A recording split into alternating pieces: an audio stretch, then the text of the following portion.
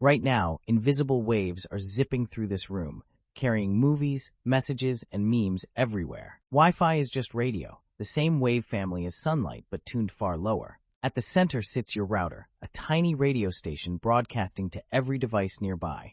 The router speaks to the internet through a cable, then translates that data into radio. But how does a smooth wave carry words, photos, and video?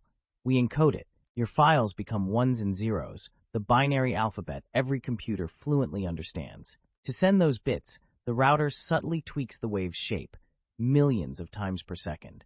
These tiny pattern changes are modulation, the secret code stuffing data into thin air. Waves travel at light speed, crossing your living room before you can even blink. Your phone's antenna catches these faint waves and reads the encoded pattern back. It decodes the modulation back into ones and zeros, then into the picture you see.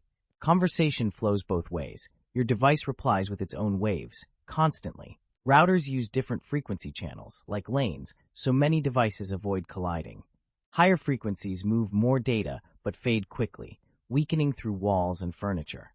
That's why distance and obstacles slow your connection. The waves simply lose their strength. Encryption scrambles your data, so neighbors can't read what's flying through your home. So Wi-Fi is invisible radio, cleverly coded, racing through air to connect us all. Next time your signal drops, picture those tiny waves. What else should I unravel?